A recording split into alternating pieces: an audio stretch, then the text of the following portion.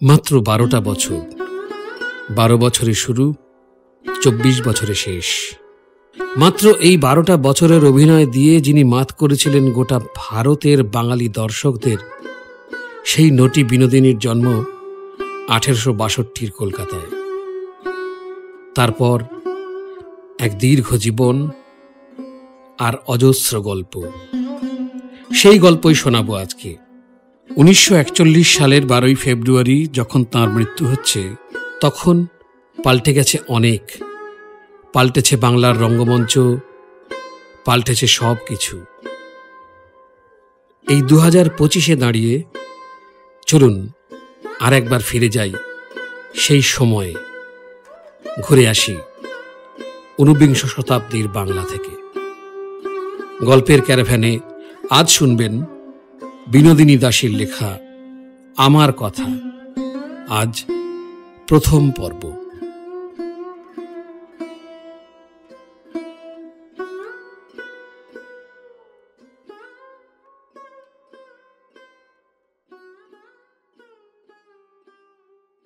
ভূমিকা। আমার এই মর্মবেদনা গাথার আবার ভূমিকা কি? ইহা কেবল অভাগীর হৃদয় জ্বালার ছায়া। পৃথিবীতে আমার কিছুই নাই, শুধুই অনন্ত নিরাশা, শুধুই দুঃখময় প্রাণের কাতরতা। কিন্তু তাহা শুনিবার লোক নাই, মনের ব্যথা জানাইবার লোক জগতে নাই। কেননা আমি জগৎ মাঝে কলঙ্কিনী, পতিতা। আমার আত্মীয় নাই, সমাজ নাই, বন্ধু নাই, বান্ধব নাই। এই পৃথিবীতে আমার বলিতে এমন কেহই নাই। তথাপি যে সর্বশক্তিমান ঈশ্বর ক্ষুদ্র ও মহৎ, জ্ঞানী ও অজ্ঞানী সকলকে দুঃখ সুখ অনুভব করিবার ক্ষমতা দিয়াছেন, তিনি আবার আমাকে আমার কর্মচিত ফল লাভ করিবার জন্য আমার হৃদয়ে যন্ত্রণা ও সান্ত্বনা অনুভব করিবার ক্ষমতাও দিয়াছেন। কিন্তু দুঃখের কথা বলিবার বা যাতনায় অস্থির হইলে সহানুভূতি দ্বারা কিঞ্চিত শান্ত করিবার এমন কাহাকেও দেন নাই। কেননা আমি সমাজপতিতা, ঘৃণিতা বারো নারী। লোকে আমায় কেন দয়া করিবে? কাহার নিকটেই বা প্রাণের বেদনা জানাইব? তাই কালি কলমে আঁকিতে চেষ্টা করিয়াছি।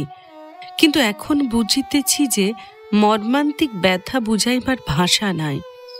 মর্মে মর্মে পিয়াসা প্রাণের মধ্যে যে যাতনাগুলি ছুটোছুটি করিয়া বেড়ায়, তাহা বাহিরে ব্যক্ত করিবার পথ মহামহোপাধ্যায় পণ্ডিতগণ জানেন কিনা বলিতে পারি না। কিন্তু এই বিদ্যাবুদ্ধিহীন অজ্ঞানা অধমা নারী যে কিছুই পারে নাই, তাহা নিজেই মনে মনে বুঝিয়াছি। যাহা চক্ষে দেখিব বলিয়া কালি কলমে তুলিতে গিয়াছিলাম, ভাই, তাহার তো কিছুই হইল না। শুধুই এতগুলি কাগজ কালি নষ্ট করিলাম। বুঝিয়াছি যে মর্মবেদনা শুধু মনেই বোঝা যায়, তাহা বাহিরে প্রকাশ করিবার কোনো উপায় নাই। তাই বলিতেছিলাম, যাহার কিছুই হইল না, তাহার আবার পূর্বোক্তি বা ভূমিকা কি? উপহার। আমার আশ্রয় স্বরূপ প্রাণময় দেবতার চরণে এই ক্ষুদ্র উপহার প্রাণের কৃতজ্ঞতা সহিত অর্পিত হইল। যে অনন্ত সর্বশক্তিমান অজ্ঞাত মহাপুরুষ ভক্তের হৃদয়ে ভগবান বলিয়া বিরাজিত হইয়া ভক্ত হৃদয়ে পূজিত হইতেছেন, তিনি চর্মচক্ষের অতীত, বর্ণনা ও জ্ঞান বুদ্ধিরও অতীত। সেই অব্যক্ত অচিন্ত মহাপুরুষ তো চিরদিনই ধারণার অতীত রহিলেন। এ ক্ষুদ্র জীবনে কখনো যে তাহার সীমা নির্ধারিত করিতে পারিব, সে আশাও নাই।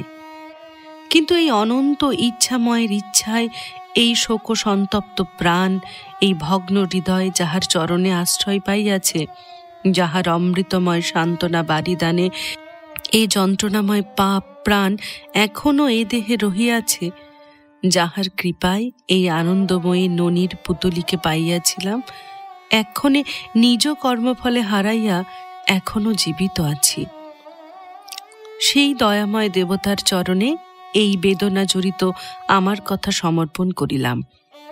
একদিন যে অমূল্য ধনে দুঃখিনীর হৃদয় পূর্ণ ছিল, এক্ষণে আর তাহা নাই। অযত্নে অনাহারে তাহা হারাইয়া ফেলিয়াছি। শুধুই জীবনে মরণে জড়িত অশ্রুবারি মাখা জ্বলন্ত স্মৃতি আছে। হে দেবতা, এই তাপিত প্রাণের অশ্রুবারি উপহার লইয়া এই অভাগিনীকে চরণে স্থান দিও। আর আমার কিছুই নাই দেব। এই পুস্তক শেষ করিয়া যাহার উদ্দেশ্যে উপরোক্ত ভূমিকা লিখিত হয়, তাহাকে প্রথমেই জিজ্ঞাসা করি, আমার জীবনে লিখিয়া আপনাকে উপহার দিব কেমন? তিনি তখন সহাস্য বদনে বলেন, বেশ, তোমার যখন সকল ভার বোঝাগুলো বহিতেছি, তখনও পাগলামির কালির আঁচড়গুলিও বহিব। যাহার উদ্দেশ্যে উপরোক্ত উপহার প্রদত্ত হয়, সেই দয়াময় দেবতা এক্ষণে আর এই ইহ সংসারে নাই। চিরদিনে সংসারে কেহ থাকে না বটে, কিন্তু স্বর্গে আছেন। স্বর্গ ও নরক, ইহজন্ম ও পরজন্ম হিন্দু নরনারীগণ অকপট হৃদয়ে বিশ্বাস করিয়া থাকেন বোধ হয়। এ বিশ্বাসের আরও একটি কারণ ও সান্ত্বনা আছে। কেননা স্নেহ ও ভালোবাসা বলিয়া মানব হৃদয়ে যে আকুল আকাঙ্ক্ষা জড়িত মধুময় সুখস্পর্শ ভাবলহরী হৃদি সরোবরে সতত উত্থলিত আবেগময় ভাবে খেলিয়া বেড়ায়, সেইটি বোধহয় মহামায়ার মোহিনী শক্তির বন্ধন স্বরূপ। মানব জীবনের প্রধান জীবনী শক্তি বলিয়া আমার মনে বিশ্বাস।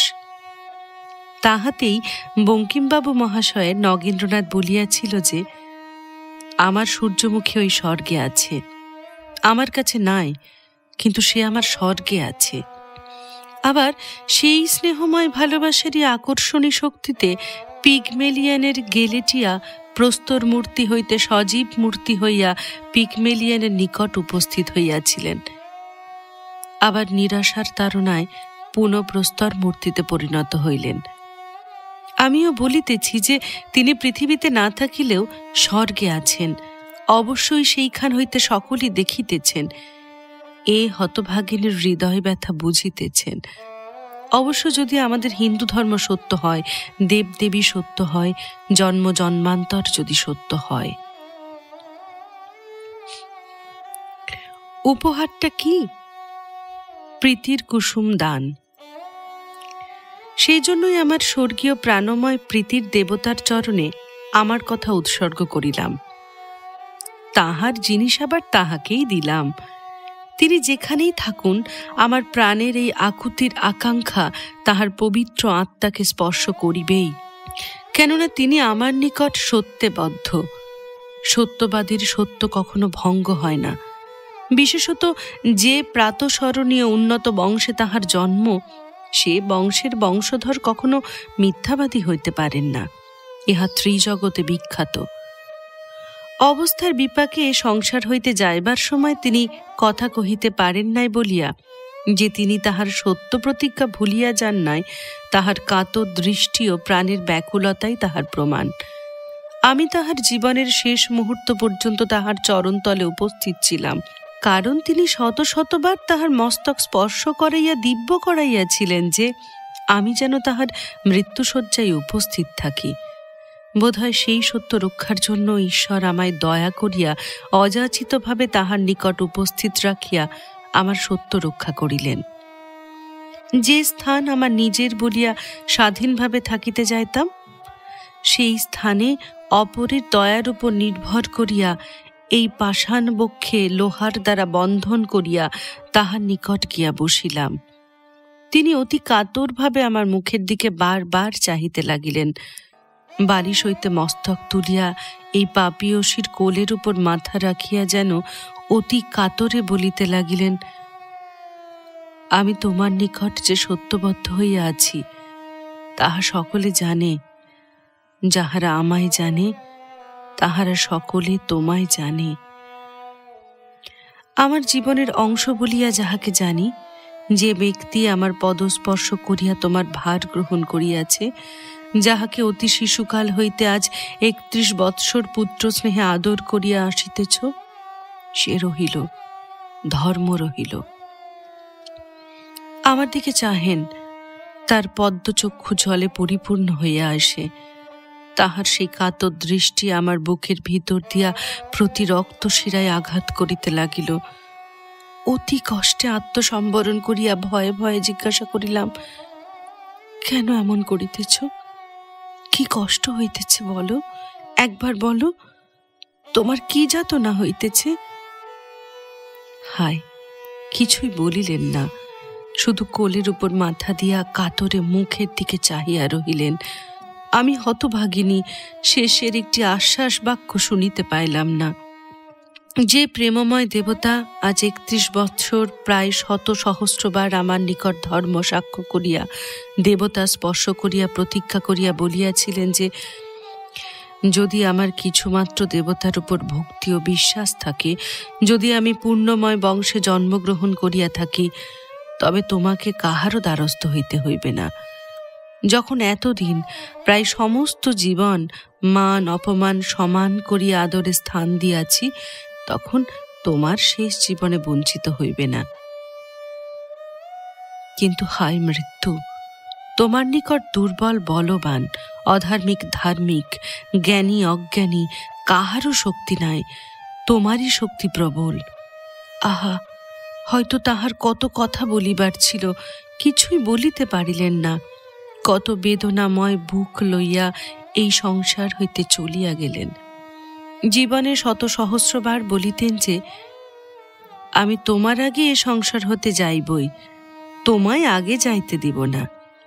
শুদ্ধ তুমি আমার মৃত্যুশয্যায় উপস্থিত থাকিও, একটা কথা তোমায় বলিয়া যাইব। হায় হায়, শেষ জীবনের মনের কথা মনেই রহিল।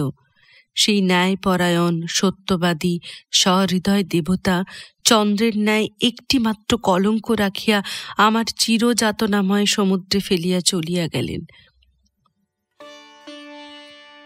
এই খণ্ডে আমার কথার এই পর্যন্তই রহিল। কিন্তু যখন আমার যাতনাময় জীবনের শেষ নাই, তখন আমার কথারও শেষ নাই। আমার নাট্য জীবনের পর 31 বৎসর যে দেবতার চরণে আশ্রয় লইয়া জীবনের সার তৃতীয় অংশ যাহার সহিত, যাহার আত্মীয় স্বজনের সহিত সমভাবে কাটাইয়াছি, যে পূর্ণময় দেবতা সত্য ধর্মে বদ্ধ হইয়া আমায় এতদিন আশ্রয় দিয়াছিলেন, দ্বিতীয় খণ্ডে আমার জীবনের সেই সুখময় অংশ ও এই শেষের দুঃখময় অংশ শেষ করিবার ইচ্ছা রহিল। হায় ভাগ্য, যে দয়াময় আত্মীয় পরিবারের সহিত সমভাবে এক সংসারে স্থান দিয়াছিলেন, যাহার অভাবে আজ আমি ভাগ্যহীনা জন্ম দুঃখিনী, কোথায় সেই স্নেহপূর্ণ দেব হৃদয়? হায়, সংসার কি পরিবর্তনশীল এখন মনে হইতেছে। নিবেদন। অধীনার নিবেদন।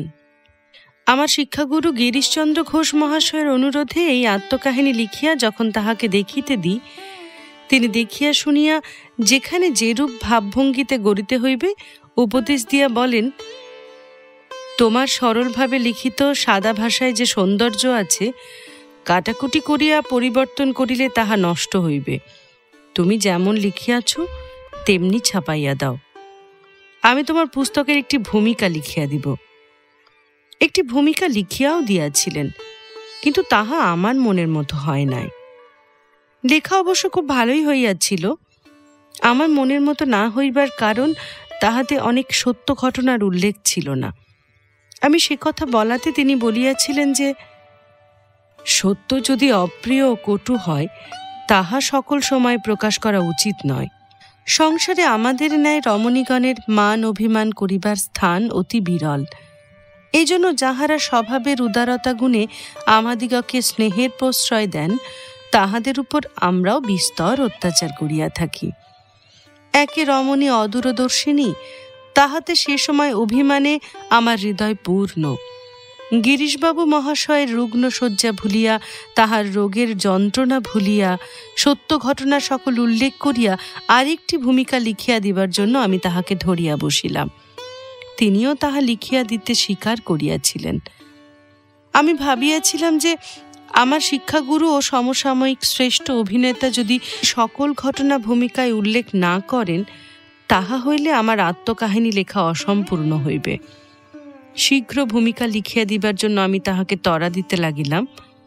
স্নেহময় গুরুদেব আমায় বলিলেন, তোমার ভূমিকা লিখিয়া না দিয়ে আমি মরিব না। রঙ্গালয়ে আমি গিরিশবাবু মহাশয়ের দক্ষিণ হস্তস্বরূপ ছিলাম। তাহার প্রথমা ও প্রধানা ছাত্রী বলিয়া একসময় নাট্যজগতে আমার গৌরব ছিল। আমার অতি তুচ্ছ আবদার রাখিবার জন্য তিনি ব্যস্ত হইতেন, কিন্তু এখন সে রামও নাই, সে অযোধ্যাও নাই। আমার মান অভিমান রাখিবার দুইজন ব্যক্তি ছিলেন, একজন বিদ্যায় প্রতিভায় উচ্চ সম্মানে পরিপূর্ণ, অন্যজন মানে ধনে যশে গৌরবে সর্বোচ্চ স্থানের অধিকারী। এক্ষণে তাহারা কেহই আর এ সংসারে নাই। আমার তুচ্ছ আবদার রক্ষা করিবার জন্য বঙ্গের গ্যারে গিরিশবাবু আর ফিরিয়া আসিবেন না। ভূমিকা লিখিয়া না দিয়া মরিব না বলিয়া তিনি আমাকে যে আশ্বাস দিয়াছিলেন, আমার অদৃষ্টে তাহা ঘটিল না। মনে করিয়াছিলাম তাহার পুনর্বার লিখিত ভূমিকা সম্পূর্ণ হইলে আমার আত্মকাহিনী নবসংস্করণ করিব। কিন্তু আমার শিক্ষাগুরু ভূমিকা লেখা অসম্পূর্ণ রাখিয়া আমায় শিখাইয়া গেলেন যে সংসারে সকল স্বাদ পূর্ণ হইবার নয়, সম্পূর্ণ তো হইবার নয়, তবে যাহা আছে তাহা লোপ পায় কেন। আমি গিরিশবাবু মহাশয়ের পূর্বলিখিত ভূমিকাটি অন্বেষণ করিতে গিয়া শুনিলাম যে গিরিশবাবুর শেষ বয়সের নিত্যসঙ্গী পূজনীয় শ্রীযুক্ত অবিনাশচন্দ্র গঙ্গোপাধ্যায় মহাশয় তাহা যত্ন করিয়া তুলিয়া রাখিয়াছেন। সেটি তাহার নিকট হইতে ফিরিয়া লইয়া আমার ক্ষুদ্র কাহিনীর সহিত গাঁথিয়া দিলাম। আমার শিক্ষাগুরু মাননীয় গিরিশচন্দ্র ঘোষ মহাশয়ের উৎসাহে ও বিশেষ অনুরোধে লিপিবদ্ধ হইয়া আমার আত্মকাহিনী প্রকাশিত হইল। কিন্তু তিনি আজ কোথায়? হায় সংসার, সত্যিই তুমি কিছুই পূর্ণ করো না। এ ক্ষুদ্র কাহিনী যে স্বহস্তে তাহার চরণে উপহার দিব, সে স্বাদটুকু পূর্ণ হইল না। বিনীতা, শ্রীমতী বিনোদিনী দাসী। বাল্যজীবন। অঙ্কুর। প্রথম পত্র, 1 শ্রাবণ 1913 সাল। মহাশয়, বহু দিবস গত হইল, সে বহুদিনের কথা। তখন মহাশয়ের নিকট হইতে এরূপ অজ্ঞাতভাবে জীবন লুক্কায়িত ছিল না। সে সময় মহাশয় বারবার কতবার আমাকে বলিয়াছেন যে ঈশ্বর বিনা কারণে জীবের সৃষ্টি করে না, সকলেই ঈশ্বরের কার্য করিতে সংসারে আসে, সকলেই তাহার কার্য করে, আবার কার্য শেষ হইলে দেহ পরিত্যাগ করিয়া চলিয়া যায়। আপনার এই কথাগুলি আমি কতবার আলোচনা করিয়াছি, কিন্তু আমি তো আমার জীবন দিয়া বুঝিতে পারিলাম না যে আমার ন্যায় হীন ব্যক্তির দ্বারা ঈশ্বরের কি কার্য হইয়াছে, আমি তার কি কার্য করিয়াছি এবং কি কার্যই বা করিতেছি। আর যদি তাহাই হয়, তবে এতদিন কার্য করিয়াও কি কার্যের অবসান হইল না? আজীবন যাহা করিলাম, ইহাই কি ঈশ্বরের কার্য? এরূপ হীন কার্য কি ঈশ্বরের? বারবার আমার অশান্ত হৃদয় জিজ্ঞাসা করে, কই সংসারে আমার কার্য কই? এই তো সংসারের পান্থশালা হইতে বিদায় লইবার সময় নিকটবর্তী হইয়া আসিল, তবে এতদিন আমি কি করিলাম? কি সান্ত্বনা বুকে লইয়া এই সংসার হইতে বিদায় লইব? আমি কি সম্বল লইয়া মহাপথের পথিক হইব? মহাশয় অনেক বিষয় আমাকে উপদেশ প্রদান করিয়াছেন, আমায় বুঝাইয়া দিন যে ঈশ্বরের কোন কার্যে আমি ছিলাম ও আছি এবং থাকিব। অনুগৃহীতা। দ্বিতীয় পত্র, 7 শ্রাবণ। মরুভূমে পতিত পথিকের তৃষ্ণায় আকুল প্রাণ যেমন দূরে সুশীতল সরোবর দর্শনে তৃপ্তি পায়, সেরূপ মহাশয়ের আশা বাক্যে আমার প্রাণের কোণে আবার আশার আলোক দেখা দিতেছে। কিন্তু যে ঈশ্বরের জগৎপূর্ণ নাম, কোথায় সে ঈশ্বর? কোথায় সে দয়াময়, যিনি আমার মতো পাপীতাপীকে দয়া করেন?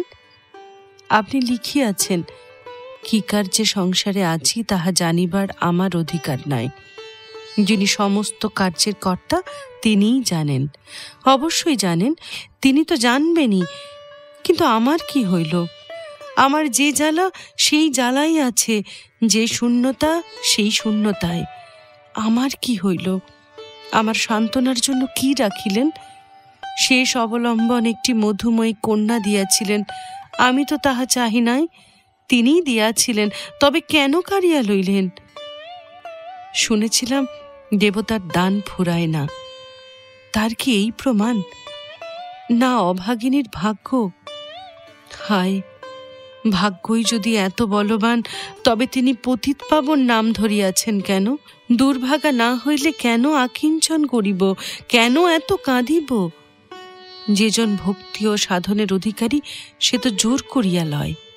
প্রহ্লাদ, ধ্রুব প্রভৃতি আর ভক্তগণ তো জোর করিয়া লইয়াছেন।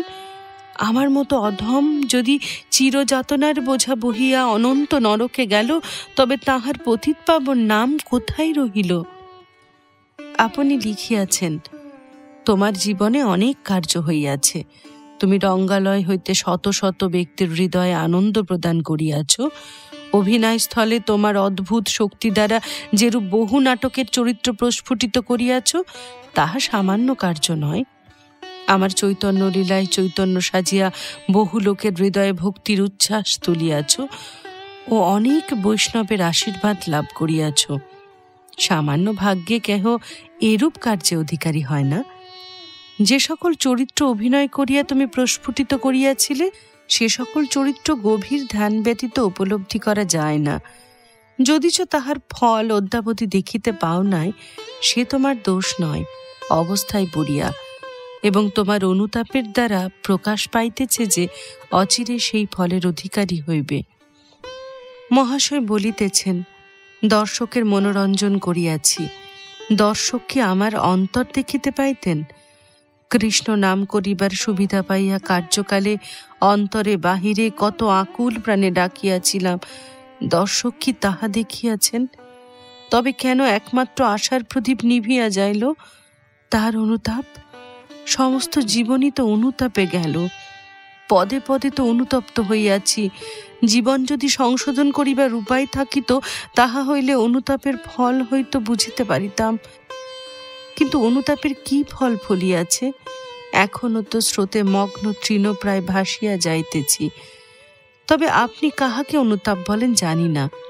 এই যে হৃদয় জোড়া যাতনার বোঝা লইয়া তাহার বিশ্বব্যাপী দরজায় পড়িয়া আছি, কেন দয়া পায় না? আর ডাকিব না, আর কাঁদিব না বলিলেও যে হা কৃষ্ণ করিয়া হৃদয়ের নিভৃত কোণ হইতে যাহাকে ডাকিতেছি, কোথায় সে হরি? বাল্যকাল হইতে কত সাধ, কত বাসনা, কত সরল সৎ প্রবৃত্তি কালের কোলে ডুবিয়া গিয়াছে, কেমন করিয়া বলিব? কৃষ্ণ নাম স্মরণ করিয়া জগৎ সুন্দর জগদীশ্বরের দিকে যে বাসনা সৎপথে ছুটিতে চাহিত, তখনই মোহজালে জড়িত মন তাহাকে চোরাবালির মোহে ডুবাইয়া দিয়াছে। যখন জোর করিয়া উঠিতে আগ্রহ হইত, কিন্তু চোরাবালিতে পড়িয়া ডুবিয়া গিয়া জোর করিয়া উঠিতে গেলে যেমন বালির বোঝা সব চারিদিক হইতে আরো উপরে আসিয়া পড়িয়া তাহাকে পাতালে ডুবাইয়া দেয়, আমার দুর্বল বাসনাকেও তেমনি মোহ ঘোর আসিয়া চাপিয়া ধরিয়াছে। বলহীন বাসনা আশ্রয় পায় নাই, ডুবিয়া গিয়াছে। চোরাবালিতে পড়িয়া পুঁতে যাওয়ার ন্যায় ছটফট করিতে করিতে ডুবিয়াছে। কিন্তু এখন তাই আমার ক্ষুদ্র বুদ্ধিতে বুঝিতে পারিতেছি যে বাসনা প্রবৃত্তির উপরে ছুটিতে চায়, কে যেন ঘাট ধরিয়া ডুবাইয়া দেয়, তাহা তো বুঝিতে পারি না। তখন কত কাতরে কাঁদি, তবু ডুবি, শক্তিহীন দুর্বল বলিয়াই ডুবি। বলিতে গেলে অনেক কথা বলিতে হয়। মহাশয়, মনের আবেগে কত কথা আসিয়া পড়িতেছে। যাহার দিকে চাহিয়া, যাহাকে বড় আপনার করিয়া, বড়ই অনাথ হইয়া চরণ ধরিয়া আপনার করিতে চাই, তবু দূরে, বহু দূরে পড়িয়া থাকি। অধিক বলিয়া বিরক্ত করিব না, এক্ষণে বিদায় হই। অভাগিনী। তৃতীয় পত্র। মহাশয়, পূর্বের অবস্থা যাহাই থাকুক, উপস্থিত অবস্থায় কি কার্যে আছি? রুগ্ন, অথর্ব, ভবিষ্যৎ আশা শূন্য, দিন যামিনী একভাবেই যাইতেছে, কোনো রূপ উৎসাহ নাই। রোগে শোকে তীব্র কষাঘাত, নিরুৎসাহের জড়তায় আচ্ছন্ন হইয়া অপরিবর্তিত স্রোত চলিতেছে। আহার, নিদ্রা ও দুশ্চিন্তা প্রতিদিনের ছবি একদিনে পাওয়া যায়, কোনোই পরিবর্তন নাই।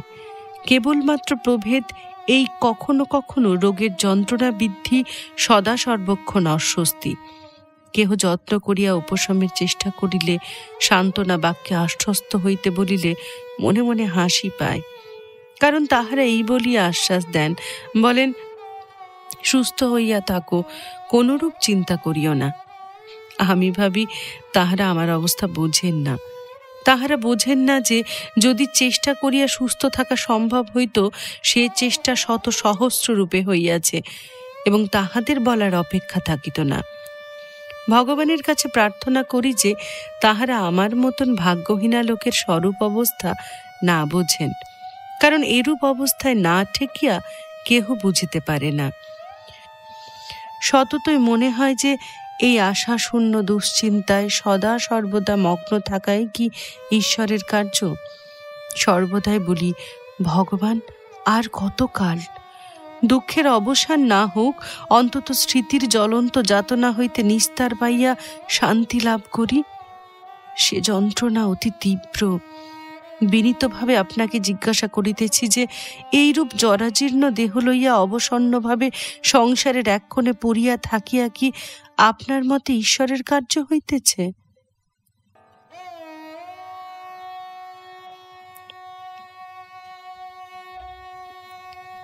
চতুর্থ পত্র।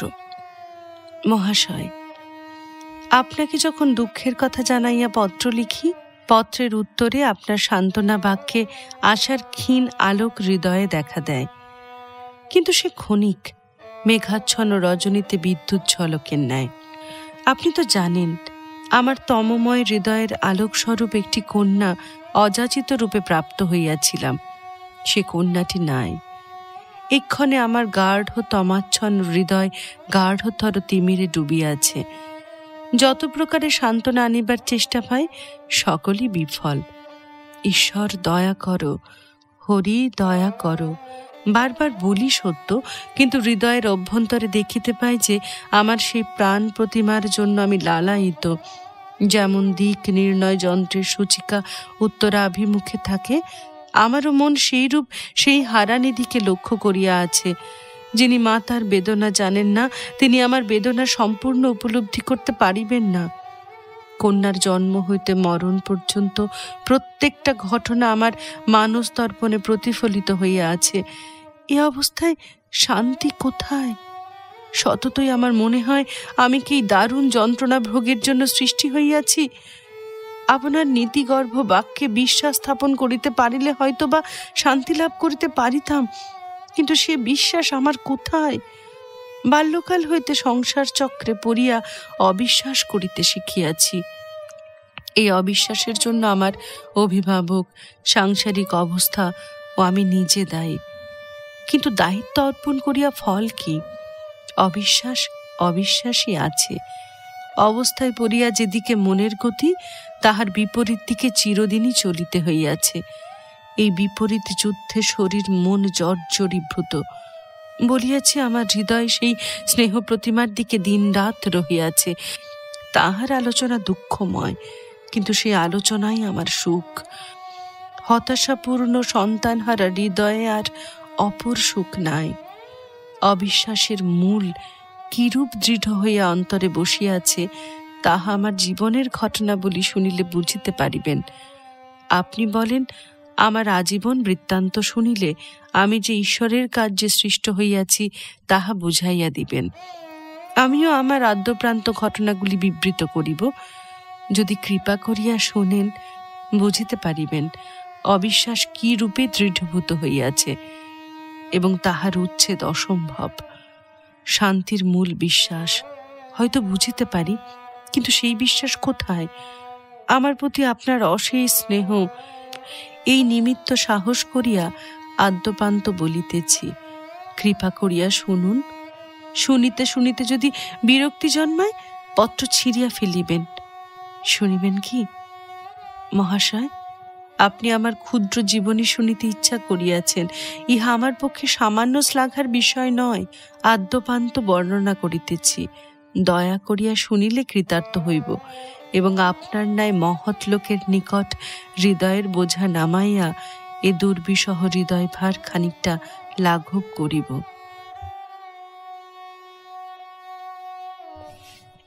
প্রথম কথা, পল্লব। রঙ্গালয়ে প্রবেশের সূচনা। বাল্যজীবন। আমার জন্ম এই কলিকাতা মহানগরীর মধ্যে সহায় সম্পত্তিহীন বংশে। তবে দিন দুঃখী বলা যায় না, কেননা কষ্টে শ্রেষ্ঠে একরকম দিন গুজরান হইত। তবে বড় সুশৃঙ্খলা ছিল না, অভাব যথেষ্টই ছিল। আমার মাতামহীর একখানি নিজ বাটি ছিল, তাহাতে খোলার ঘর অনেকগুলি ছিল। সেই কর্নওয়ালি স্ট্রিটের 145 নম্বর বাটি এখন আমার অধিকারে আছে। সেই সকল খোলার ঘরে কতকগুলি দরিদ্র ভাড়াটিয়া বাস করিত।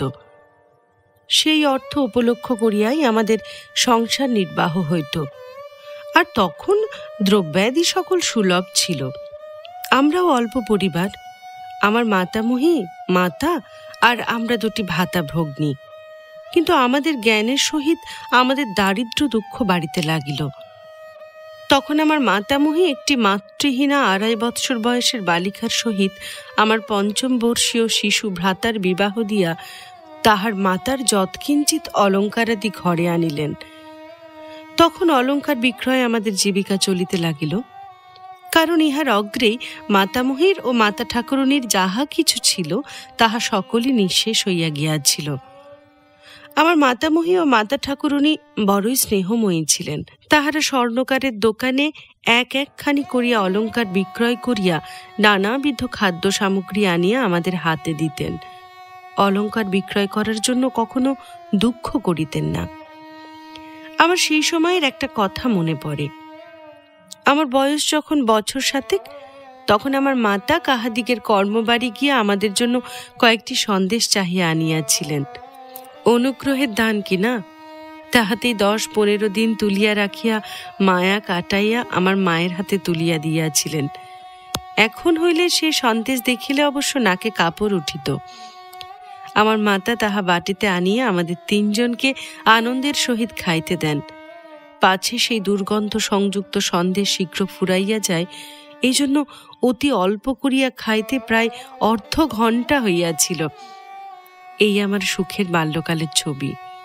আমার কনিষ্ঠ ভ্রাতা অতি অল্প বয়সে আমার মাতাকে চির দুঃখিনী করিয়া এ নরকাদিদের সঙ্গ ত্যাগ করিয়া গিয়াছিলেন। আমার ভ্রাতার মৃত্যুতে আমার মাতামহী ও মাতা ঠাকুরনী একেবারে অবসন্ন হইয়া পড়েন। আমার ভ্রাতা অসুস্থ হইলে অর্থের অভাবে তাহাকে দাতব্য চিকিৎসালয়ে লইয়া যাইতে হয়। আমরা দুটি ক্ষুদ্র বালিকা বাটিতে থাকিতাম। আমাদের একটি দয়াবতী প্রতিবেশিনীর জন্য আমাদের আহারাদির কোনো কষ্ট হইত না। তিনি আমাদের সঙ্গে করিয়া আমার মাতার ও মাতামহীর আহার লইয়া ডাক্তারখানায় আমার ভ্রাতাকে দেখিতে যাইতেন। কোনো দিন তাহাদের আহার করিবার জন্য বাড়ি পাঠাইয়া দিয়া তিনি নিজে আমার ভ্রাতার নিকট বসিয়া থাকিতেন। পরে আবার তাহারা আহার সমাপন করিয়া সেইখানে যাইলে আমাদের সঙ্গে করিয়া বাটি আনিতেন। কেবল আমাদের বলিয়া নয়, তিনি স্বভাবতই পরোপকারী ছিলেন। যদি রাত্রে দ্বীপ্রহরের সময় কেহ আসিয়া তাহাকে বিপদ জানাইত, তখন অমনি কিঞ্চিত অর্থ সঙ্গে তাহাদের বাটি যাইতেন। পরে নিজের শরীর দ্বারাই হোক আর পয়সার দ্বারাই হোক লোকের উপকার সাধন করিতেন। তাহার মতো পরোপকারিণী এখনকার দিনে প্রায়ই দেখিতে পাওয়া যায় না। তাহার নিজের কিছু সম্পত্তি ছিল, সংসারে তাহার আর কেহ ছিল না, পরোপকারী তাহার ব্রত ছিল। উক্ত দাতব্য চিকিৎসালয়ে আমার ভ্রাতার মৃত্যু হয়। সেদিন আমার স্মৃতিপটে জালজল্যমান আছে। তখন ভাবিতে লাগিলাম, আবার আমার ভাই আসিবে নাকি? জমে নিলে যে আর ফিরাইয়া দেয় না, দৃঢ়রূপে তখন হৃদয়ঙ্গম হয় নাই। আমার মাতামহী আমার ভ্রাতাকে অতিশয় স্নেহ করিতেন, কিন্তু অতিশয় ধৈর্যশালিনীও ছিলেন। তাহার শোনা ছিল, ডাক্তারখানায় মরিলে মরা কাটে, গতি করিতে দেয় না। যেমন আমার ভ্রাতা প্রাণত্যাগ করিল, তিনি অমনি সে মৃতদেহ বুকে করিয়া 3 তলার উপর হইতে তরতর করিয়া নামিয়া গঙ্গার ঘাটের দিকে যেন ছুটিলেন। আমরা আমার মাতার হাত ধরিয়া কাঁদিতে কাঁদিতে তাহার সঙ্গে সঙ্গে যাইতে লাগিলাম। আমার মাতা ঠাকুরনী কেমন বিকৃত হৃদয় হইয়াছিলেন। তিনি হা হা করিয়া মাঝে মাঝে হাসিতে লাগিলেন। আমাদের অবস্থা দেখিয়া ডাক্তারখানার বড় ডাক্তার বলিতে লাগিল, ব্যস্ত হইও না, আমরা ধরে রাখিব না। কিন্তু দিদিমাতা শুনেন নাই। তিনি একেবারে কোলে করিয়া লইয়া গঙ্গার তীরে মৃতদেহ শয়ান করাইয়া দেন। গঙ্গার ওপর সেই ডাক্তারখানা। তখন একজন ডাক্তার সেইখান পর্যন্ত দয়া করিয়া আসিয়া বলিয়াছিলেন যে, এখনই সৎকার করিও না, অতিশয় বিষাক্ত ঔষধ দেওয়া হইয়াছে, আমি আবার আসিতেছি। পরে তাহারা ঘণ্টাখানেক সেই গঙ্গা তীরে সেই মৃতদেহ কোলে লইয়া বসিয়াছিলেন। সেই ডাক্তারবাবু আসিয়া আবার অনুমতি দিলে তবে কাশীমিত্রের ঘাটে এনে তাকে চিতায় শয়ন করানো হয়। ইতিমধ্যে আমাদের সেই দয়াবতী প্রতিবেশিনী তথায় উপস্থিত হন। তিনি বাটি হইতে কিছু অর্থ আনিতে গিয়াছিলেন। ভ্রাতার অবস্থা খারাপ দেখিয়া তার আগের রাত্রে আমি ও ভাতৃবধূ সেইখানেই ছিলাম। এর ভিতর আরেকটি দুর্ঘটনা ঘটিতে ঘটিতে রক্ষা হয়। ভ্রাতার সৎকারের জন্য আমার মাতামহী ও সেই প্রতিবেশিনী যখন ব্যস্ত ছিলেন, সেই সময় মা আমার আস্তে আস্তে গঙ্গার জলে কোমর পর্যন্ত নামিয়া গিয়াছিলেন।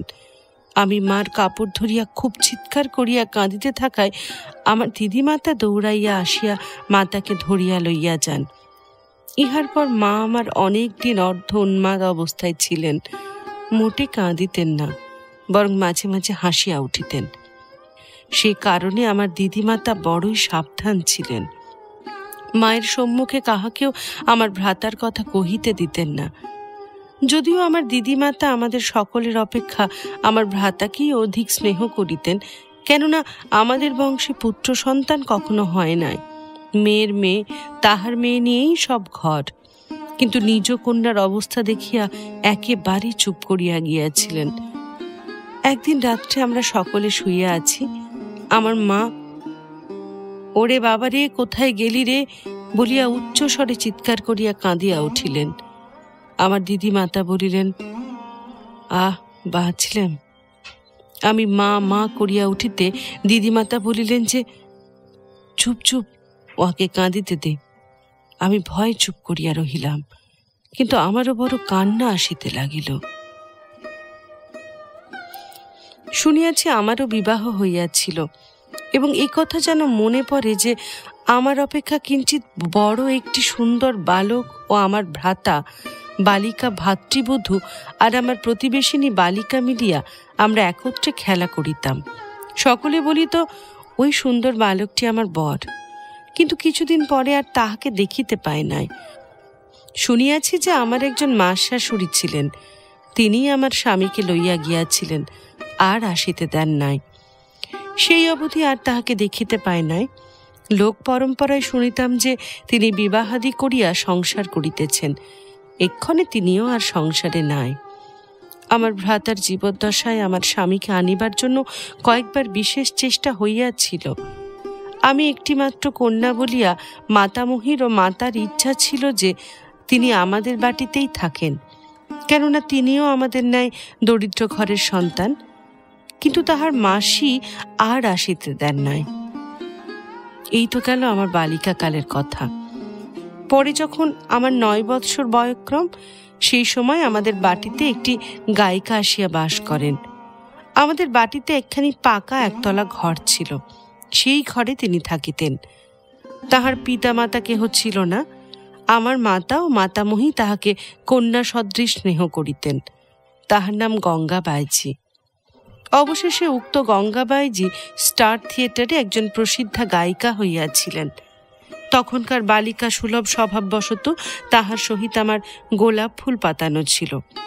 আমরা উভয়কে গোলাপ বলিয়া ডাকিতাম, এবং তিনিও নিঃসহায় অবস্থায় আমাদের বাটিতে আসিয়া আমার মাতার নিকট কন্যা স্নেহে আদৃত হইয়া পরমানন্দে একসঙ্গে অতিবাহিত করিয়াছিলেন। সে কথা তিনি সমভাবে তাহার জীবনের শেষ দিন পর্যন্ত হৃদয়ে স্মরণ রাখিয়াছিলেন। সময়ের গতিকে এবং অবস্থা ভেদে পরে যদিও আমাদের দূরে দূরে থাকিতে হইত, তথাপি সেই বাল্য স্মৃতি তার হৃদয়ে সমভাবে ছিল এবং তাহার অন্তঃকরণ অতিশয় উন্নত উদার ছিল বলিয়া আমাদের মাতামহী ও মাতাকে বড়ই সম্মান করিতেন। এখনকার দিনে অনেক লোক বিশেষ উপকৃত হইয়া ভুলিয়া যায় ও স্বীকার করিতে লজ্জা এবং মানের হানি মনে করে, কিন্তু গঙ্গামণি স্টারে গায়িকা অভিনেত্রীর উচ্চস্থান অধিকার করিয়াও অহংকার শূন্যা ছিলেন। সেই উন্নত হৃদয়া বাল্যসখী সার্থকতা গঙ্গামণি আমার বিশেষ সম্মান ও ভক্তির পাত্রী ছিলেন। আমাদের আর কোনো উপায় না দেখিয়া আমার মাতামহী উক্ত বাইজির নিকটেই আমার গান শিখিবার জন্য নিযুক্ত করিলেন। তখন আমার বয়ক্রম 7 বা 8 বৎসর এমনই হইবে। আমার তখন গীতবাদ্য যত শিক্ষা করা হোক বা না হোক, তাহার নিকট যে সকল বন্ধু বান্ধব আসিতেন তাহাদের গল্প শোনা একটি বিশেষ কাজ ছিল, আর আমি একটু চালাক চতুর ছিলাম বলিয়া আমাকে সকলে আদর করিতেন। তখন বালিকা সুলভ চপলতা বশত তাহাদের আদর আমার ভালো লাগিত। কি করিতাম, কি করিতেছি, ভালো কি মন্দ কিছুই বুঝিতে পারিতাম না, কিন্তু খুব বেশি মিশিতাম না। কেমন একটা লজ্জা বা ভয় হইত। দূরে দূরে থাকিতাম, কেননা আমি বাল্যকাল হইতে আমাদের বাটির ভাড়াটিয়াদের রকম সকমের প্রতি কেমন একটা বিতৃষ্ণ ছিলাম। যাহারা আমাদের খোলার ঘরে ভাড়াটিয়া ছিল তাহারা যদিও বিবাহিত স্ত্রী পুরুষ নহে, তবু স্ত্রী পুরুষের ন্যায় ঘর সংসার করিত, দিন আনিত দিন খাইত এবং সময়ে সময় এমন মারামারি করিত যে দেখিলে বোধ হইত বুঝি আর তাহাদের কোনো বাক্যালাপ হইবে না। কিন্তু দেখিতাম যে পরক্ষণেই পুনরায় উঠিয়া আহারাদি হাস্য পরিহাস করিত। আমি যদিও তখন অতিশয় বালিকা ছিলাম, কিন্তু তাহাদের ব্যবহার দেখিয়া ভয়ে ও বিস্ময়ে অভিভূত হইয়া যাইতাম। মনে হইত আমি কখন এরূপ ঘৃণিত হইব না। তখন জানি নাই যে আমার ভাগ্যদেবতা আমার মাথার উপর কাল মেঘ সঞ্চার করিয়া রাখিয়াছেন। তখন মনে করিতাম বুঝি এমনি মাতৃকোলে সরল সুকময় হৃদয় লইয়া চিরদিন কাটিয়া যাইবে। সেই মনোভাব লইয়া আমার বাল্যসখীর বন্ধুদের সহিত বাহিরে বাহিরে আনন্দ করিয়া খেলা করিয়া রাত্র হইলে স্নেহময়ী জননীর কোলে শুইয়া আনন্দ লাভ করিতাম। আমার ভ্রাতার মৃত্যুর কিছুদিন পরে গঙ্গামণির ঘরে বাবু পূর্ণচন্দ্র মুখোপাধ্যায় এবং ব্রজনাথ শেঠ বলিয়া 2টি ভদ্রলোক তাহার গান শুনিবার জন্য প্রায়ই আসিতেন। শুনিতাম তাহারা নাকি কোনখানে সীতার বিবাহ নামে গীতিনাট্য অভিনয় করিবার মানুষ করিয়াছিলেন। তিনি একদিন আমার মাতামহীকে ডাকিয়া বলিলেন যে, তোমাদের বড় কষ্ট দেখিতেছি, তা তোমার ওই নাতনিটিকে থিয়েটারে দিবে? এক্ষণে জলপানি স্বরূপ কিছু কিছু পাইবে, তারপর কার্য শিক্ষা করিলে অধিক বেতন হইতে পারে। তখন সবেমাত্র 2টা থিয়েটার ছিল। একটি শ্রীযুক্ত ভুবনমোহন নিয়োগীর ন্যাশনাল থিয়েটার, দ্বিতীয় স্বর্গীয় শরৎচন্দ্র ঘোষ মহাশয়ের বেঙ্গল থিয়েটার। আমার দিদিমাতা 2-4টি লোকের সহিত পরামর্শ করিলেন। অবশেষে পূর্ণবাবুর মতে থিয়েটারে দেওয়াই স্থির হইল। তখন পূর্ণবাবু আমাকে সুবিখ্যাত ন্যাশনাল থিয়েটারে 10 টাকা মাহিনাতে ভর্তি করিয়া দিলেন। গঙ্গাবাইজি যদিও একজন সুদক্ষ গায়িকা ছিলেন, কিন্তু লেখাপড়া কিছু মাত্র জানিতেন না। সেজন্য আমার থিয়েটারে প্রবেশের বহুদিন পরে তিনি সামান্য মাত্র লেখাপড়া শিখিয়া কার্যে প্রবৃত্ত হন। পরে উত্তরোত্তর উন্নতি করিয়া শেষ জীবন পর্যন্ত অভিনেত্রীর কার্যে ব্রতী ছিলেন। এই সময় হইতে আমার নূতন জীবন গঠিত হইতে লাগিল। সেই বালিকা বয়সে সেই সকল বিলাস বিভূষিত লোকসমাজে সেই নূতন শিক্ষা, নূতন কার্য সকলই আমার নূতন বলিয়া বোধ হইতে লাগিল। কিছুই বুঝিতাম না, কিছুই জানিতাম না, তবে যেরূপ শিক্ষা পাইতাম প্রাণপণ যত্নে সেইরূপ শিক্ষা করিতাম। সাংসারিক কষ্ট মনে করিয়া আরো আগ্রহ হইত। মাতার শোক দুঃখপূর্ণ মুখখানি মনে করিয়া আরো উৎসাহ বাড়িত। ভাবিতাম যে মায়ের এই দুঃখের সময় যদি কিছু উপার্জন করিতে পারি তবে সাংসারিক কষ্ট লাঘব হইবে।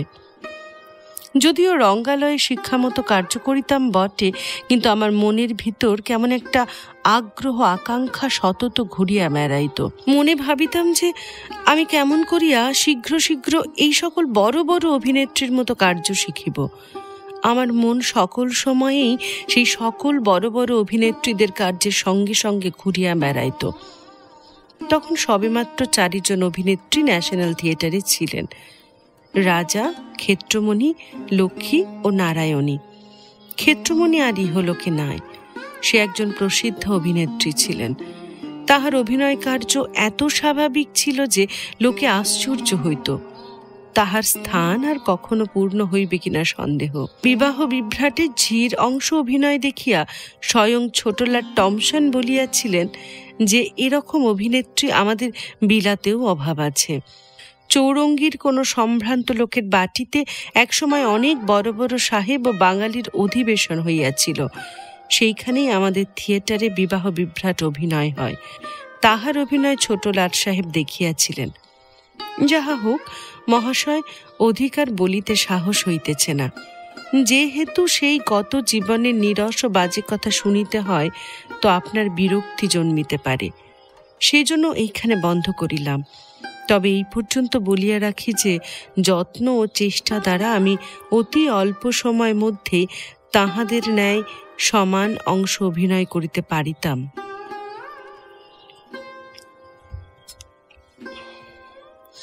দ্বিতীয় পল্লব, রঙ্গালয়ে। মহাশয়, আপনার যে এখনো আমার জীবনের দুঃখময় কাহিনী শুনিতে ধৈর্য আছে, ইহা কেবল আমার উপর মহাশয়ের অপরিমিত স্নেহের পরিচয়। আপনি ছত্রে ছত্রে বলিতেছেন যে প্রতি চরিত্র অভিনয়ে আমি মানুষের মনে দেবভাব অঙ্কিত করিয়াছি। দর্শক অভিনয় দর্শনে আনন্দ করিয়াছেন ও মনসংযোগে দেখিয়াছেন বটে, কিন্তু কি রূপে তাহাদের হৃদয়ে দেবছবি অঙ্কিত করিয়াছি তাহা বুঝিতে পারিতেছি না। যদি অবকাশ হয় তবে বুঝাইয়া দিবেন। এক্ষণে যদি ধৈর্য থাকে তাহলে আমার নাটকীয় জীবন শুনুন। আমি যখন প্রথম থিয়েটারে যাই তখন রসিক নিয়োগীর গঙ্গার ঘাটের উপর যে বাড়ি ছিল তাহাতে থিয়েটারের রিহার্সাল হইত। সেই স্থান যদিও আমার বিশেষ স্মরণ নাই, তবু অল্প অল্প মনে পড়ে। বড়ই রমণীয় স্থান ছিল। একেবারে গঙ্গার উপরে বাড়ি ও বারান্দা, নিচে গঙ্গার বড় বাঁধানো ঘাট, দুই ধারে অন্তিম পথযাত্রীদের বিশ্রাম ঘর। সেই বালিকাকালের সেই রমণীয় ছবি দূর স্মৃতির ন্যায় এখনো আমার মনের মধ্যে জাগিয়া আছে। কেমন গঙ্গা কুলকুল করিয়া বহিয়া যাইত। আমি সেই টানা বারান্দায় ছুটোছুটি করিয়া খেলিয়া বেড়াইতাম। আমার মনে কত আনন্দ, কত সুখ স্বপ্ন ফুটিয়া উঠিত। বালিকা বলিয়াই হোক কিংবা শিক্ষাকার্যে বিশেষ আগ্রহ দেখিয়াই হোক, সকলে আমাকে বিশেষ স্নেহ যত্ন করিতেন। আমরা যে তখন বড় গরিব ছিলাম তাহা পূর্বেই বলিয়াছি। ওই নিজের একটি বসত বাটি ছাড়া ভালো কাপড় জামা বা অন্য দ্রব্যাদি কিছুই ছিল না। সেই সময়ে রাজা বলিয়া যে প্রধান অভিনেত্রী ছিলেন, তিনি আমায় ছোট হাত কাটা 2টি ছিটের জামা তৈয়ারি করাইয়া দেন। তাহা পরিয়া আমার কত যে আনন্দ হইয়াছিল তাহা বলিতে পারিব না। সেই জামা দুটি আমার শীতের সম্বল ছিল। সকলে বলিত যে এই মেয়েটাকে ভালো করিয়া শিক্ষা দিলে বোধহয় খুব ভালো কাজের লোক হইবে। তখন স্বর্গীয় ধর্মদাসুর মহাশয় ম্যানেজার ছিলেন, অবিনাশচন্দ্র কর মহাশয় অ্যাসিস্ট্যান্ট ম্যানেজার ছিলেন, আর বোধহয় বাবু মহেন্দ্রনাথ বসু শিক্ষা দিতেন। আমার সব মনে পড়ে না। তবে তখন বেলবাবু, মহেন্দ্রবাবু, অর্ধেন্দ্রবাবু ও গোপালবাবু ইহারাই বুঝি সব শিক্ষা দিতেন। তবু বাবু রাধা মাধব কর উক্ত থিয়েটারে অভিনয় কার্য করিতেন এবং বর্তমান সময়ে সম্মানিত সুপ্রসিদ্ধ ডাক্তার শ্রীযুক্ত রাধা গোবিন্দ কর মহাশয়ও উক্ত ন্যাশনাল থিয়েটারে অবৈতনিক অভিনেতা ছিলেন। ইহারা সকলে পরামর্শ করিয়া আমায় বেণীসংহার পুস্তকে একটা ছোট্ট পার্ট দিলেন। সেটা দ্রৌপদীর একটা সখীর পার্ট, অতি অল্প কথা। তখন সেই বই প্রস্তুত হলে নাট্যমন্দিরে গিয়ে ড্রেস রিহার্সাল দিতে হতো। যেদিন উক্ত বইয়ের ড্রেস রিহার্সাল হয় সেদিন আমার তত ভয় হয় নাই, কেননা রিহার্সাল বাড়িতেও যাহারা দেখিত সেখানেও প্রায় তাহারাই সকলে এবং 2-4 জন অন্য লোক থাকিত। কিন্তু যেদিন পাঠ লইয়া জনসাধারণের সম্মুখে স্টেজে বাহির হইতে হইল, সেদিন হৃদয় ভাব মনের ব্যাকুলতা কেমন করিয়া বলিব। সেই সকল উজ্জ্বল আলোকমালা, সহস্র সহস্র লোকের উৎসাহপূর্ণ দৃষ্টি, সেই সব দেখিয়া শুনিয়া আমার সমস্ত শরীর ঘর্মাক্ত হইয়া উঠিল, বুকের ভিতর গুড়গুড় করিতে লাগিল, পা দুটিও থরথর করিয়া কাঁপিয়া উঠিল, আর চোখের উপর সেই সকল উজ্জ্বল দৃশ্য যেন ধোঁয়ায় আচ্ছন্ন হইয়া গেল বলিয়া মনে হইতে লাগিল। ভিতর হইতে অধ্যক্ষেরা আমায় আশ্বাস দিতে লাগিলেন। ভয় ভাবনা ও মনের চঞ্চলতার সহিত কেমন একটা কিসের আগ্রহ যেন মনের মধ্যে উথলিয়া উঠিতে লাগিল। তাহা কেমন করিয়া বলিব। একে আমি অতিশয় বালিকা, তাহাতেও গরিবের কন্যা, কখনো এরূপ সমারোহ স্থানে যাইতে বা কার্য করিতে পারি নাই। বাল্যকালে কতবার মাতার মুখে শুনিতাম, ভয় পাইলে হরিকে ডাকিও। আমিও ভয়ে ভয়ে ভগবানকে স্মরণ করিয়া যে কয়টি কথা বলিবার জন্য প্রেরিত হইয়াছিলাম, প্রাণপণ যত্নে তাহাদের শিক্ষানুযায়ী সুচারুরূপে ও সেইরূপ ভাবভঙ্গির সহিত বলিয়া চলিয়া আসিলাম। আসিবার সময় সমস্ত দর্শক আনন্দ ধ্বনি করিয়া করতালি দিতে লাগিল। ভয়েই হোক আর উত্তেজনাতেই হোক আমার পা তখনও কাঁপিতেছিল। ভিতরে আসিতে অধ্যক্ষেরা কত আদর করিলেন, কিন্তু তখন করতালির কি মর্ম তাহা জানিতাম না। পরে সকলে বুঝাইয়া দিয়াছিলেন যে কার্যে সফলতা লাভ করিলে আনন্দে করতালি দিয়া থাকেন। ইহার কিছুদিন পরে সকলে পরামর্শ করিয়া আমায় হরলাল রায়ের হেমলতা নাটকে হেমলতার ভূমিকা অভিনয় করিবার জন্য শিক্ষা দিতে লাগিলেন। আমার পাঠ শিখিবার আগ্রহ দেখিয়া সকলে বলিত যে এই মেয়েটি হেমলতার পাঠ ভালো করিয়া অভিনয় করিতে পারিবে। এই সময় আর একজন অভিনেত্রী আসিলেন ও সেই সঙ্গে মদনমোহন বর্মন অপেরা মাস্টার হিসাবে থিয়েটারে যোগ দিলেন। উক্ত অভিনেত্রীর নাম কাদম্বিনী দাসী।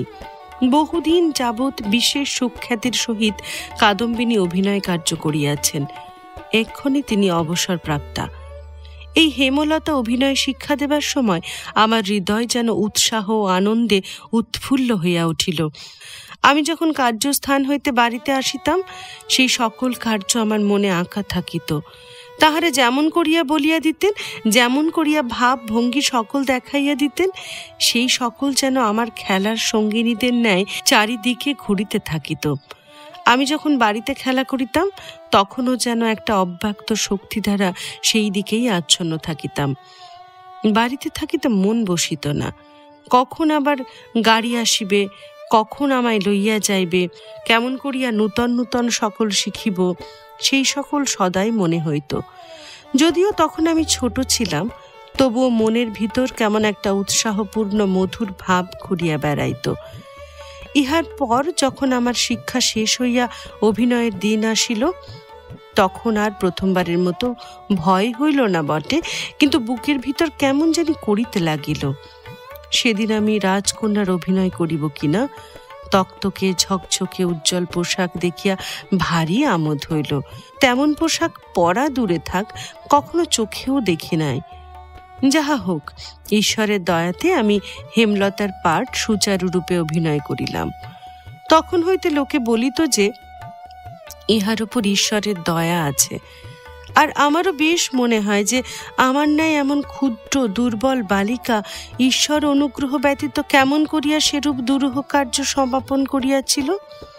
কেননা আমার তো কোনো গুণ ছিল না, তখন ভালো লেখাপড়াও জানিতাম না, গান ভালো জানিতাম না, তবে শিখিবার বড়ই আগ্রহ ছিল। বেঙ্গল থিয়েটারে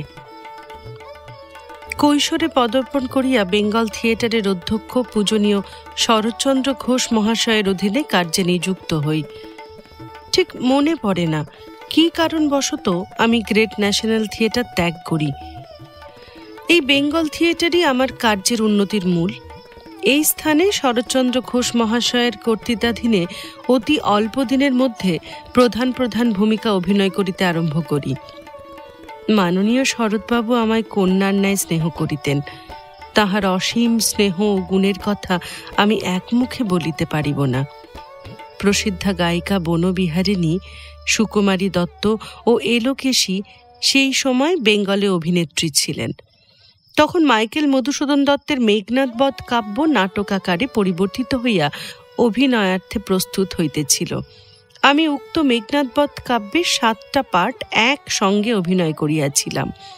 প্রথম চিত্রাঙ্গদা, দ্বিতীয় প্রমীলা, তৃতীয় বারুণী, চতুর্থ রতি, পঞ্চম মায়া, ষষ্ঠ মহামায়া, সপ্তম সীতা।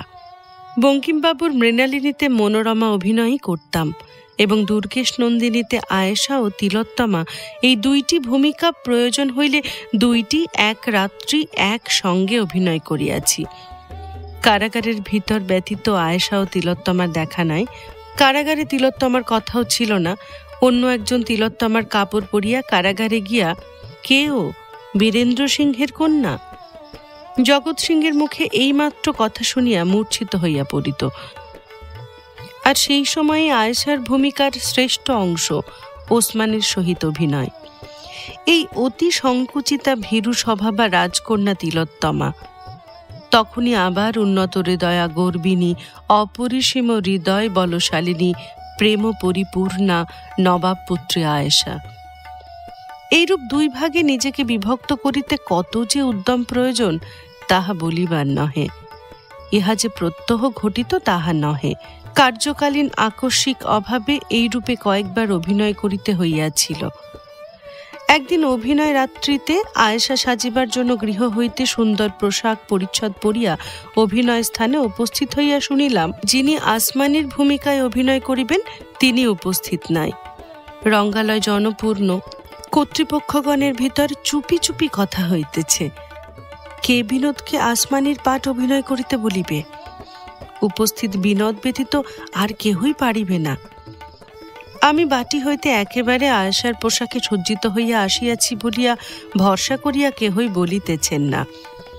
এমন সময় বাবু অমৃতলাল বসু আসিয়া অতি আদর করিয়া বলিলেন, বিনোদ, লক্ষ্মী ভগ্নীটি আমার, আসমানি যে সাজিবে তাহার অসুখ করিয়াছে।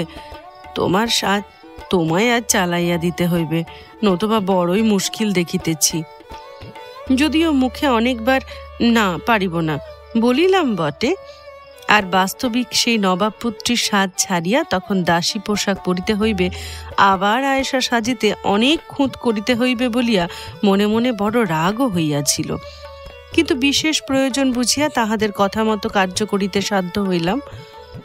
বেঙ্গল থিয়েটারে অভিনয় করিবার সময় ইংলিশম্যান, স্টেটসম্যান ইত্যাদি কাগজে আমায় কেহ সাইনোরা, কেহ বা flower of the native stage বলিয়া উল্লেখ করিতেন। এখনো আমার পূর্ব বন্ধুদের সহিত সাক্ষাৎ হইলে তাহারা বলেন যে, সাইনোরা ভালো আছো তো? পূর্বেই বলিয়াছি, এই থিয়েটারে বঙ্কিমবাবুর মৃণালিনী অভিনীত হইত। তখনকার বা এখনকার কোনো রঙ্গালয়ে এ পুস্তকের এরূপ অভিনয় বোধহয় কোথাও হয় নাই। এই মৃণালিনীতে হরি বৈষ্ণব, হেমচন্দ্র, কিরণ বারুজ্জে পশুপতি, গোলাপ, সুকুমারী দত্ত, গিরিজায়া, ভ্রুণী মৃণালিনী এবং আমি মনোরমা। আর গোটা কয়েক কথা বলিয়া বেঙ্গল থিয়েটার সম্বন্ধে কথা শেষ করিব। একবার আমরা সদল বলে চুয়াডাঙ্গা যাই। আমাদের জন্য একখানি গাড়ি রিজার্ভ করা হইয়াছিল। সকলে একত্রে যাইতেছি, মাস স্মরণ নেই, মাঝখানে কোন স্টেশন তাও মনে নেই, তবে সে যে একটি বড় স্টেশন সন্দেহ নাই।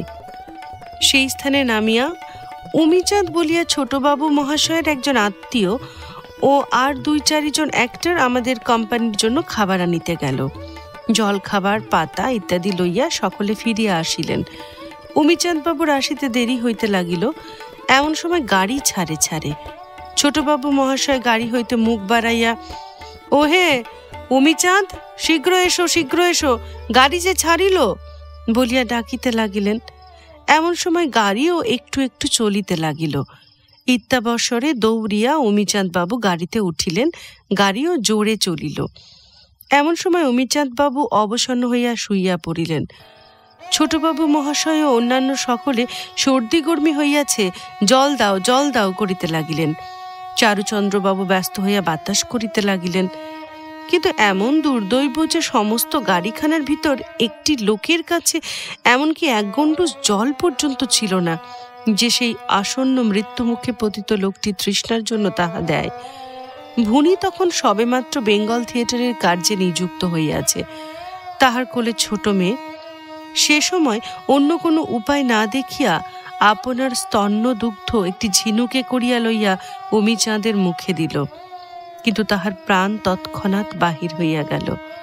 বোধহয় 10-15 মিনিটের মধ্যেই দুর্ঘটনা ঘটিল। গাড়ি শুদ্ধ লোক একেবারে ভয়ে ভাবনায় মুহ্যমান হইয়া পড়িল। ছোটবাবু মহাশয় অমিচাঁদের বুকে মুখ রাখিয়া বালকের ন্যায় কাঁদিয়া উঠিলেন। আমি একে বালিকা, তাহাতে ওরকম মৃত্যু কখনো দেখি নাই। ভয়ে মাতার কোলের উপর শুইয়া পড়িলাম। অমিচাঁদ বাবুর মৃত্যুকালীন সেই মুখভঙ্গি আমার মনক্ষেত্রে পুনঃ পুনঃ অভিনীত হইতে লাগিল। আমার অবস্থা দেখিয়া চারুবাবু মহাশয় ছোটবাবুকে বলিলেন, শরৎ থাম, যা হইবার হইয়াছে। এখন যদি রেলের লোক এ ঘটনা জানিতে পারে, গাড়ি কাটিয়া দিবে। এত লোকজন লইয়া রাস্তার মাঝে আরেক বিপদ হইবে। ছোটবাবু কাঁদিতে কাঁদিতে বলিলেন, আমি উমির মাকে গিয়া কি বলিব? সে আসিবার কালীন উমিচাঁদ সম্বন্ধে কত কথা যে আমাকে বলিয়া দিয়াছিল। উমিচাঁদ বাবুর মা তার একমাত্র পুত্র ছিলেন। যাক, এরকম ভয়ানক বিপদ ঘাড়ে করিয়া আমরা সন্ধ্যার সময় চুয়াডাঙ্গায় নামিলাম। তখন প্রায় সন্ধ্যা। সেখানে স্টেশন মাস্টারকে বলা হইল যে এই আগের স্টেশনে এই ঘটনা ঘটিয়াছে। তারপর আমরা বাসায় গিয়ে যে যেখানে পাইলাম অবসন্ন হইয়া সে রাত্রে শুইয়া পড়িলাম।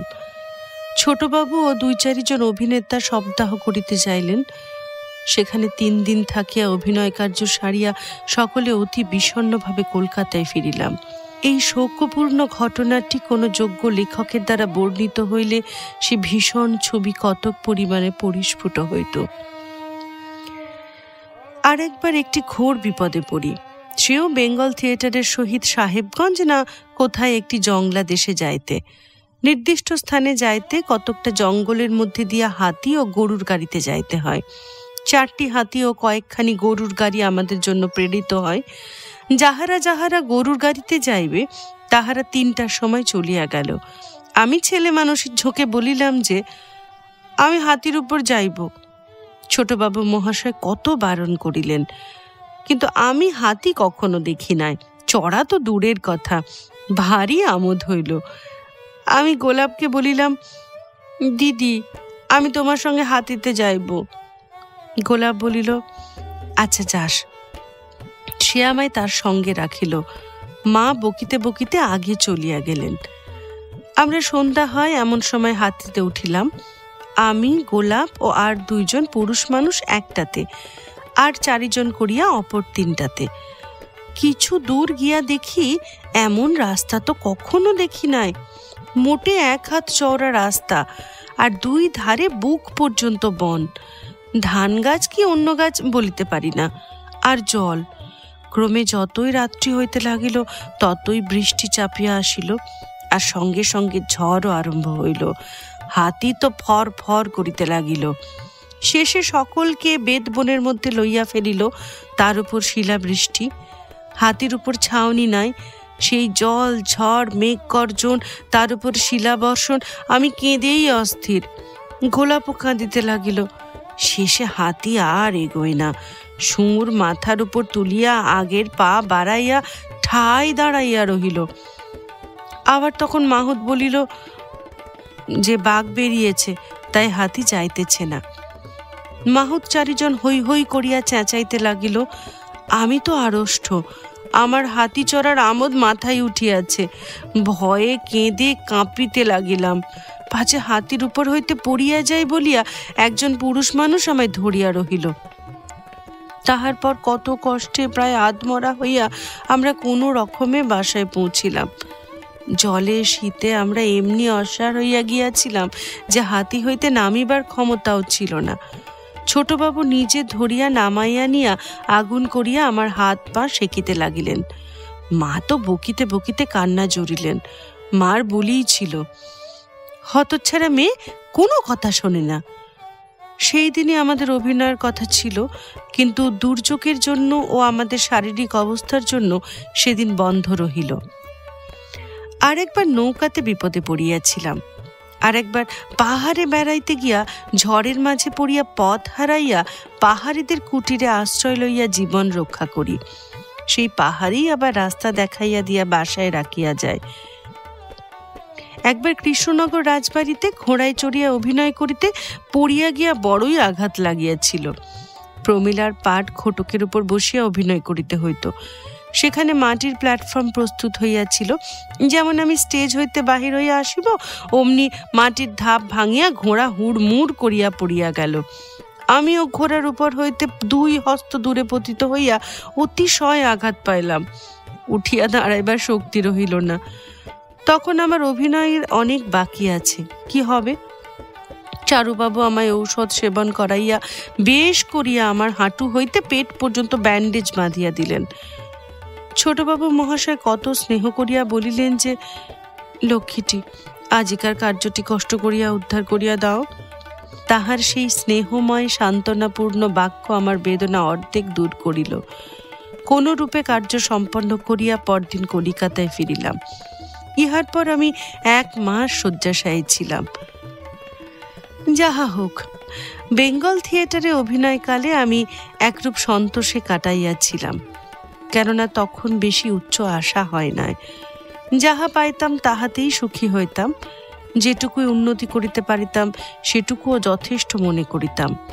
বেশি আশাও ছিল না, অতৃপ্তিও ছিল না। সকলে বড় ভালোবাসিত। হেসে খেলে নেচে কুদে দিন কাটাইতাম। এই সময় মাননীয় কেদারনাথ চৌধুরী ও শ্রীযুক্ত বাবু গিরিশচন্দ্র ঘোষ মহাশয় প্রায়ই বেঙ্গল থিয়েটারে যাইতেন। স্বর্গীয় কেদারবাবু আমার কপালকুণ্ডলার অভিনয় দেখিয়া বলিয়াছিলেন যে, এই মেয়েটি যেন প্রকৃত কপালকুণ্ডলা। ইহার অভিনয়ে বন্য সরলতা উৎকৃষ্ট রূপে প্রদর্শিত হইয়াছে। পরে শুনেছিলাম এই সময়ে গিরিশবাবু মহাশয় ছোটবাবুকে বলেন, আমরা একটি থিয়েটার করিব মনে করিতেছি। আপনি যদি বিনোদকে আমাদের থিয়েটারে দেন তবে বড়ই ভালো হয়। ছোটবাবু মহাশয় অতি উচ্চ হৃদয় সম্পন্ন মহানুভব ব্যক্তি ছিলেন। তিনি বলিলেন, বিনোদকে আমি বড়ই স্নেহ করি, উহাকে ছাড়িলে আমার বড়ই ক্ষতি হইবে। তথাপি আপনার অনুরোধ আমি এড়াইতে পারি না, বিনোদকে আপনি লউন। তারপর ছোটবাবু মহাশয় একদিন আমাকে বলিলেন, কিরে বিনোদ, এখান হইতে যাইলে তোর মন কেমন করিবে না? আমি চুপ করিয়া রহিলাম। এ বিষয় লইয়া সেদিন শ্রীযুক্ত অমৃতলাল বসু মহাশয় বলিলেন, ওসব কথা আমারও বেশ মনে আছে। তোমাকে বেঙ্গল থিয়েটার হইতে আনিবার পরও শরৎবাবু মহাশয় আমাদের বলিয়া মাইকেল মধুসূদন দত্তের বেনিফিট নাইটে দুর্গেশ নন্দিনীর আয়েশার ভূমিকা অভিনয় করিবার জন্য লইয়া যান। আরও অনেকবার লইয়া গিয়াছিলেন। যাহা হোক, এই সময় হইতে আমি মাননীয় গিরিশবাবু মহাশয়ের সহিত কার্য করিতে আরম্ভ করি। তাহার শিক্ষায় আমার যৌবনের প্রথম হইতে জীবনের 4 ভাগ অতিবাহিত হইয়াছে।